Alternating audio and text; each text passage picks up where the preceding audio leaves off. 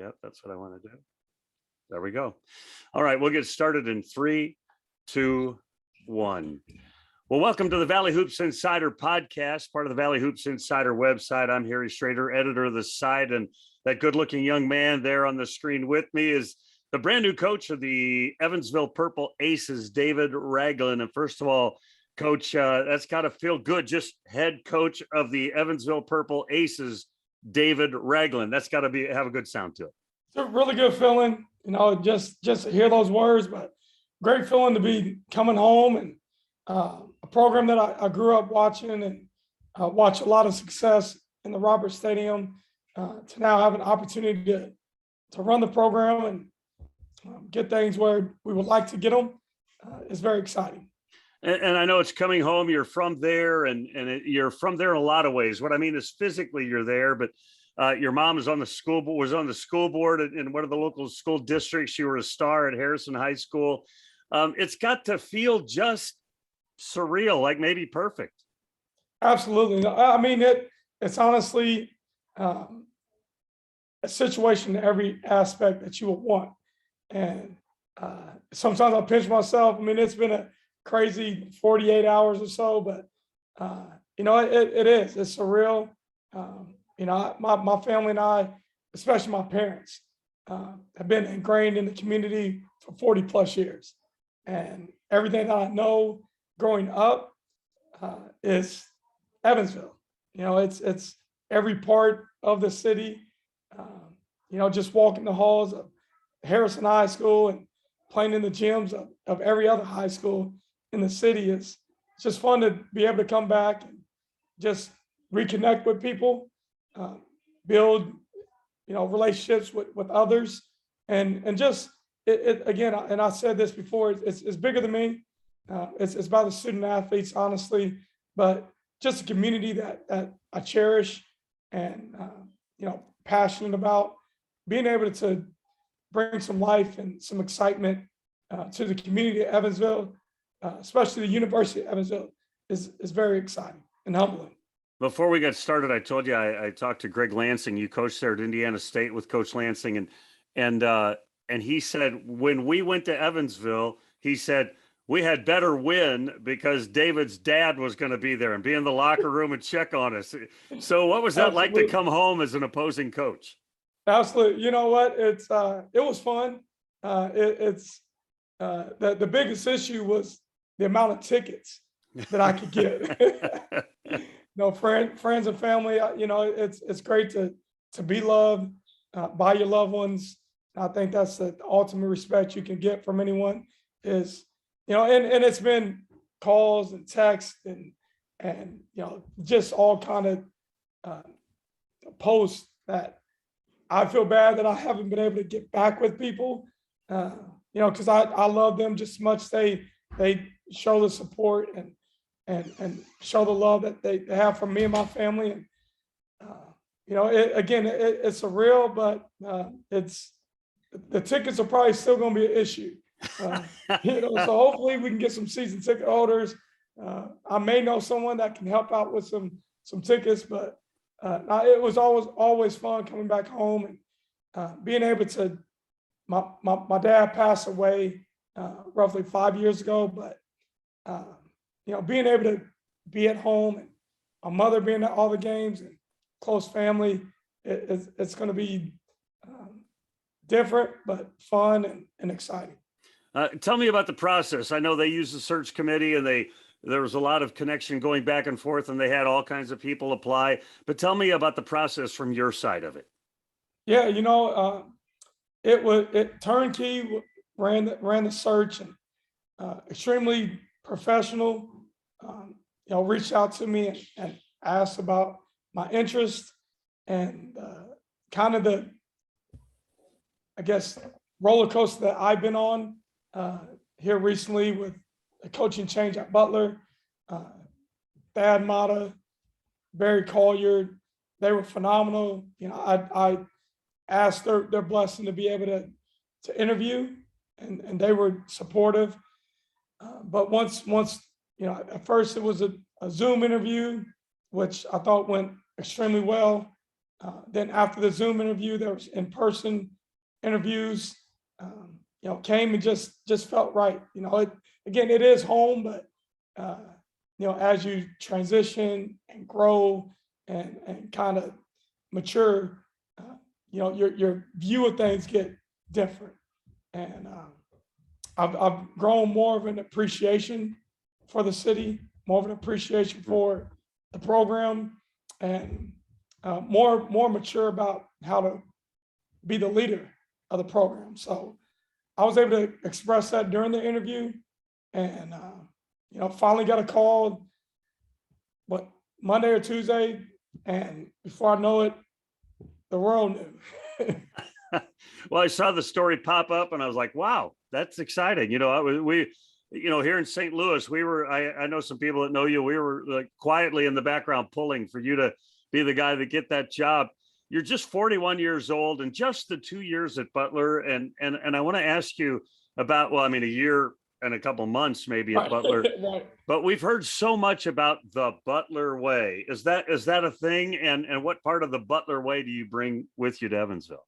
Yeah, it's just a way of how to go about your business. Just how to treat people. You always pick the people over the product, and there's unbelievable people here at Butler that I'm gonna miss. It's a year almost the date. I want to say May 16th or 17th. But I grew great relationships with people across campus, within the community, and that's what I want to bring to Evansville. And I feel there's some comparisons, some private school, smaller community, campus community, and you just have to work together. And that's what I want to be able to do is, work with all the other sports, work with the administration, work with whoever's across campus, and see how we can do this together. And that's really what the Butler way is, just how to treat people organically, and just being a nice person, being a good person, and hopefully getting the same in return. You said at your press conference, rebounding and defense. When I heard you say that, I thought, this guy's about effort. What I mean is those are effort things. I know there's smarts and there's strategy to it, but those are effort things. Talk about that a little bit. Yeah, I think everything that you do in life, or a lot of things you do in life, it starts up here. And if you put your mind to completing a task, if you stick with that, then it's going to happen. And I think there's always something you can bring to anything you do. And the first thing is just your approach to it, your attitude toward it. If you have a positive attitude and you're ready to attack it and you stick with it, it's going to be hard for you to fail. And defense, rebounding, it's a mindset. And if you believe that you're going to get stops and contest shots and block out and get the rebound, then you'll do it. And for myself and our staff, we have to put it in front of our guys and challenge them every single day in practice on it. But it's a community that's and a fan base that's starving to be successful. Talk to everyone on the team that's coming back. They want to be successful. Well, they're going to have a chance to show how bad they want to be. And it's going to be with their effort defensively and grabbing rebounds with two hands. And then we'll get out and go. We'll do what they want to do. That's play offense. Exactly right. You applied for the job in 2018, didn't get it, and now you're back at it. What's different today in you than in 2018? You know what? I said this during my press conference and during the interview. I think timing is everything. And Laval Jordan would always say this, and we sit and talk about it, but coaching's a calling. And I think when opportunity, timing, maybe a little bit of luck and preparation kind of meet in the middle, then it's your time. So 2018, it wasn't the right time. This time it was, and I think at that point, when I didn't get it, it's either is a decision to make, whether it's to get better or to get better. And it was great timing for me to leave, go to Utah, get with Craig Smith. He was at the point where he was, reviving a program, taking over a program that's been successful, has a passionate fan base. That's been in the NCAA tournament, and the consistent energy he had and the mental approach that he instilled in our players, I needed to see that to prepare for this. And at the time, I think Presp either just got hired or was about to get hired. So that hadn't occurred or just happened. And, Ziggy wasn't here. Dr. Ziggy wasn't here. And I think with their energy, their commitment, their efforts matching with my energy, commitment, and efforts, you have to, the people that you work with, you have to have that in common. And people talk about alignment. That's the alignment. And we'll be able to lock arms and work together and communicate and see how we can stay focused and driven and consistent with our vision. You said in your press conference as well that you thought coaching, maybe not for everybody, I don't know how you said it exactly, but coaching was a calling. Talk about that. What does that mean for you in your situation the last 18 years, but now as the head coach? What's it? A calling that seems beyond the norm, right? I was going to say extraterrestrial. That's not right, but something beyond just yourself. Absolutely. So, and that's exactly it. I'm honored and humbled to hold the position that I do, but it's not about me. It's about the guys in the locker room and just helping them to be the best version of themselves every day. Academically, socially, athletically, just striving to be your best. Attack every single thing that you do. Attack it with a good attitude. But, again, my parents, they were always been servant leaders. My mom worked in the YMCA with at-risk youth.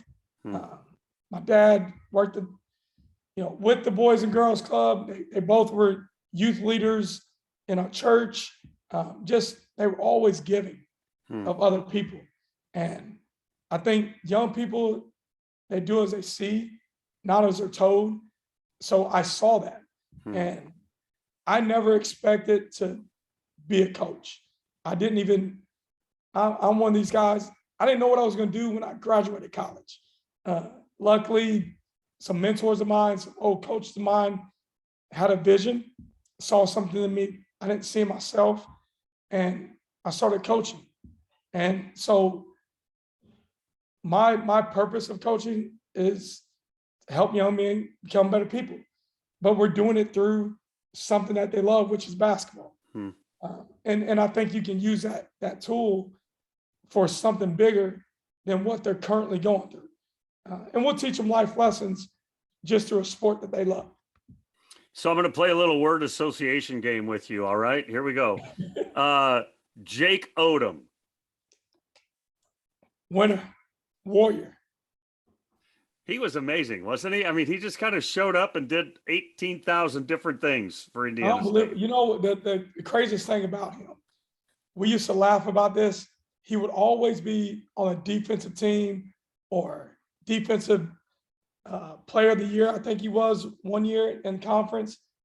And we would, as a staff, laugh about, he's not that great defensively, but he had unbelievable instincts where if he's on the ball, you're ready to make an entry pass to the post, he'd read your eyes and fake one way and steal it. He just had a knack to do things that weren't textbook or taught, like some of the passes he would make. Yeah, crazy weird ones. Yeah. Yeah, like where is he throwing the ball? Next thing you know, RJ or somebody, JP has it right in their hands, right in their shooting pocket, and knocking a shot down. So that dude he's a wizard. This guy just got an assistant coaching job, Christian Smith. I love him. He's got an infectious personality. He too is. He finds a way to get things done. Finds a way to win. Like everyone that's around him loves him. He's gonna make people laugh everywhere he's at, and he's a problem solver. Hmm. He just went down to Texas, which caught us off guard, but went down there and figured it out. Then he's moving back to Indiana and figures it out. And then he lands and gets an assistant coaching job that he deserves at Miami, Ohio. He's going to do an unbelievable job. We mentioned it before. Tell me a little bit about Greg Lansing. Man, I owe him a ton. He gave me an opportunity to be a Division I head coach. And it's so funny too, because he gave me an opportunity to make mistakes. And the best teacher in life is experience. And I made some mistakes early in my career as a Division I assistant that I needed to make in order to be better.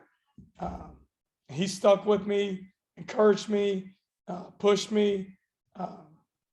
Man, he means so much to my family and I haven't thanked him enough, but he's family to us and absolutely love him. When I was thinking back and that coaching staff, you guys had 4 great years at Indiana State, and Lou Godino and Belcher and yourself and Greg. Those had to be some fun times. Absolutely. You know what? It taught me so much. It didn't seem like work.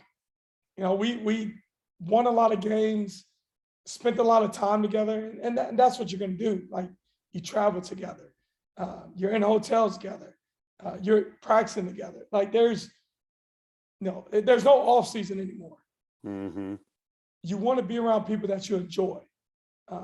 That staff, that's players, families, and we had so much fun. Like, honestly, it didn't seem like work, but we were productive. And again, we won games and graduated people, players. And now I look back at those guys and talk about Jake Oden, talk about Christian Smith, Jake Kitchell, RJ Mahern, all those guys, you go down the line, they're all doing great things in life. And ultimately, back to the calling, what we're supposed to be doing, we're supposed to be lifting other people up. And I think that's what we did through having some fun and winning some games and make sure they got an education. And we were able to cut down a couple of nets during the process. So, it was fun. I miss that group, that fun group, and we still communicate to this day. Programs have some peaks and valleys. And I think the last time Indiana State went postseason, I might be guessing, is I think 1 year after you left. And I think the last year Evansville went to postseason was maybe 2015, that CIT championship year. I was at Ford Center for that championship game, watched them win and all of that. Programs go through peaks and valleys, and here it is practically June, and you need a staff and probably 4 or 5 more players. You didn't pick an easy time to jump into the deep end of the pool. Like, tell me what you think the next couple of weeks looks like. It's going to be busy. Been on the phone a lot. I need a charger for my charger. But, I don't know if there's ever a great time. Like, yes, it would have been great to get here a month or 2 ago. But at the end of the day, like, there's still quality people to hire onto the staff. Like, I want passionate people who love Evansville basketball and believe in Evansville basketball. Passionate about helping these young people become better people and push them on the court and push them academically, and want to spend time with them, want to mentor them. Guys that I know and trust is going to be important. But there's guys that do believe that this is a really good job, because it is. There's been success in the program, and we have a fan base and an arena. just a lot of things that check the box. And with players, I mean, they're the lifeblood of your program, and so is recruiting. But with international stuff, with the transfer portal, I told someone the other day, there's still the numbers don't line up. The amount of players that jumped into the transfer portal match up with the amount of spots available.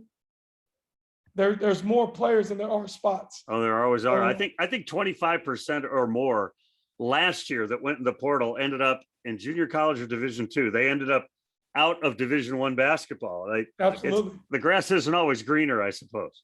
Absolutely. And our biggest challenge is, and we just spoke about it with the Indiana State staff, is just quality people. Like, there's plenty of players out there. I say this, the previous staff did a great job recruiting really good people. We're not changing that. Like, we want quality people in the locker room. But we want to get talented people that are quality people in the locker room. And I think we have both in the locker room now. We just need to add to it. I talked to all of them. They're motivated. I think there's good enough talent, and they're ready to work.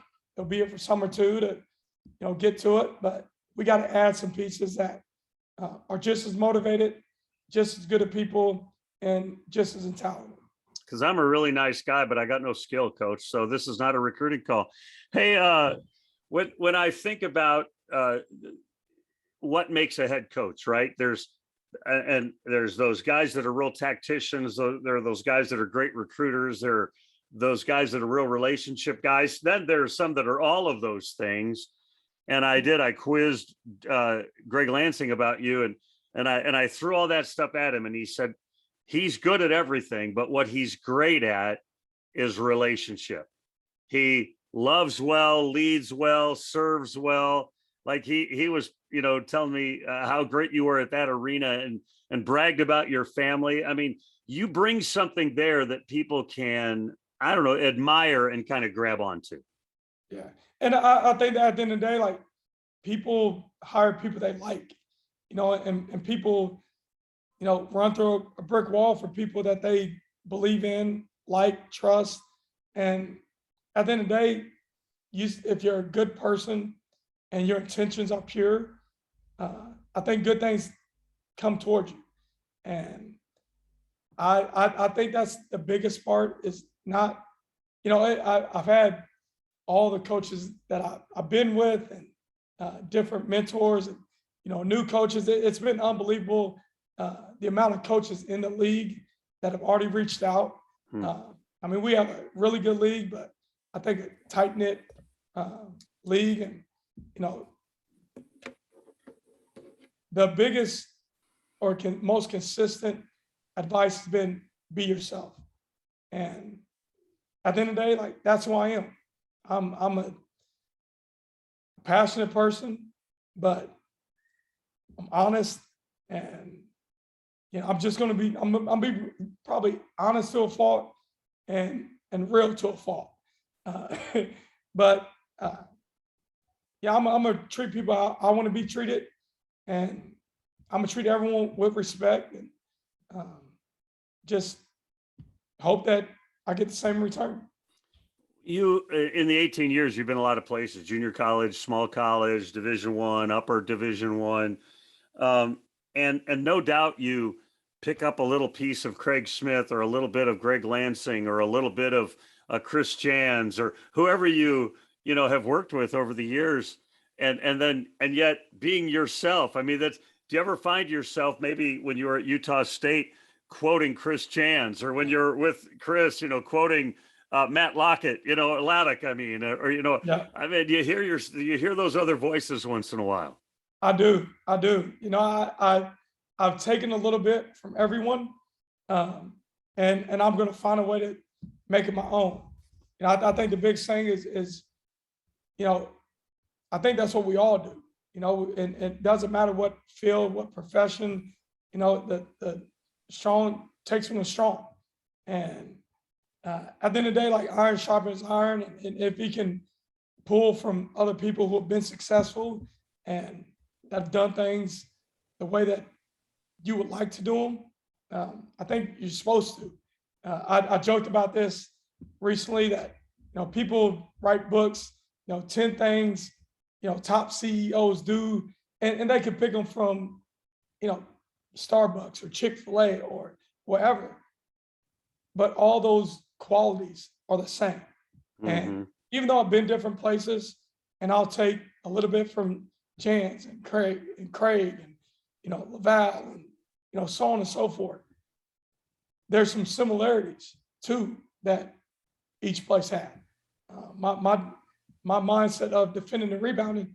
Well, every place that we've been, we won a lot of games and championships. We were good defensively, and we hung our hat on defending and rebounding. Place that we've been where we were high assist teams and low turnover teams, we moved the scoreboard and didn't allow other teams to move theirs. It's just all those things make sense, and all those things, I've been able to pick from them. And again, it's going to be how consistent we can be at them, and how natural our team takes that personality on, because that's the other part is the team's going to have their own personality, and we have to, as coaches, semi-adapt to it. But I've been fortunate. I've been fortunate to be around a lot of great mentors and coaches that have allowed me to, first off, grow and allow me to steal a little bit of their gifts from them. I told you before we started, I talked to Marcus Wilson, former Evansville great, last week and again today. And he told me that I asked Greg those things. I asked him, and he said, you're going to love his energy. You're going to love his passion. He's going to turn that thing around not on pure just on energy, but that you've got that kind of energy to move the whole thing forward. Yeah. I think energy is contagious. Either way, if you got, people talk about bad body language, if you already have in your mind that it's going to be a bad day, it's going to be a bad day. But if you have great energy, you're positive, and you see things, half full instead of half empty, you got a chance to attack the day in a positive way and encourage someone else that may not be having a great day, or may be down in the dumps, or just need a jump start to take on that personality of being positive and doing things with all their might. But that's where you start. I think you start, with a plan in place, with the right energy, and then you got to be consistent. Porter Moser made me read a book by somebody, and the guy talked about energy vampires that take it all away, and that's a fact. That's scary. That's part of I read The Energy Bus. Yeah. That's probably the book I read. Yeah. That's definitely, and that's what it is. You're either energy giver or energy vampire. Yeah. And I don't want to be around energy vampires. That's not fun. So Greg Lansing did have one thing he said, hey, make sure you tell him this, that when he goes on those golf outings with the fundraisers, he said he needs to have a shot clock on his pre-shot routine. He said you play a little slow. Do you have any rebuttal to my friend Greg Lansing? You know what? If it's true, it's true. I'm going to take the approach of grip it and rip it, because even though I take a while, the shot ends up being the same. It goes somewhere where I can't find it. And before you know it, the ball in my pocket ends up in the right spot. That's good golfing right there. Absolutely. Hey, I want to finish with this. I so appreciate your time, and I don't want to take a ton of it. When I looked at your press conference, and then looked at some of the pictures that have been circulating and all of that, you have adorable children. I mean, they're just stunning. Obviously you're going to give the credit to your wife, but tell the people watching just a little bit about your family and your kids. Yeah, it's all credit to my wife. That's the prayer I had when my kids were being born was like, please let them look like my wife. And thankfully, God answered that prayer. But no, my wife and I, we met at Southern Indiana, both graduates of the University of Southern Indiana. So in a way, she's coming back home too. You know, man, we've been married going on 16 years now. And we have a 14-year-old daughter, Ava. She's got a great personality. Her brain works on the opposite side of mine. She's very creative. She's starting to get into plays. She can draw well. You know, we're starting driving lessons, so pray for me. And my son is 12. His name is Joshua. Our son, Annie and I. He's energetic, nonstop energy. If you think I have energy, that dude is just 10 times. Loves soccer, loves basketball, dabbles in baseball. He's actually, this for Greg Lansing, a better golfer than me. Okay. Quicker, more accurate. But, you know, just that's my family. And obviously coming back home, and, you know, my mom's on the school board. She's still in Evansville. But a lot of family and friends there, but that's my immediate crew, and we're looking forward to being in Evansville full time. Well, we're super excited about your addition to the Valley and there at Evansville, and wish you all the best there with the Purple Aces program. Really super appreciate your time. I know that right now is a crazy time for you, and for you to carve out some minutes for us. I really appreciate it. Thanks for having me, and I appreciate it. I look forward to seeing you in person. I think here in a couple of weeks, we'll probably be seeing each other, but you know, anything you need, let me know. But excited about the journey, excited about what we're going to create here. Great energy, and you know, encouraging people to come out to the Forest Center and support it. We're going to have it energetic. We're going to play a fun brand of basketball, and you know, what a great administration and a great community. So you know, at the end of the day, man, go Aces. There you go. That's the head coach of the Evansville Purple Aces, David Ragland. I'm Harry Schroeder. Thanks for watching here on the Valley Hoops Insider Podcast. Remember, since you've been there, make it a better place. We'll see you again real soon. Coach, thanks so much. Really wish you all the best, and super excited for you. Absolutely. Thank you. And thanks for your time. We'll have to get somebody else to tell you about my golf game other than Lansing. He was so fun yesterday. He is so stinking excited for you. Yeah. I mean, he's been awesome. We text back and forth, and he's great. He's great. He's one of my favorites. All right. Appreciate it. Have a great weekend. Thank you. Have a good one. Bye.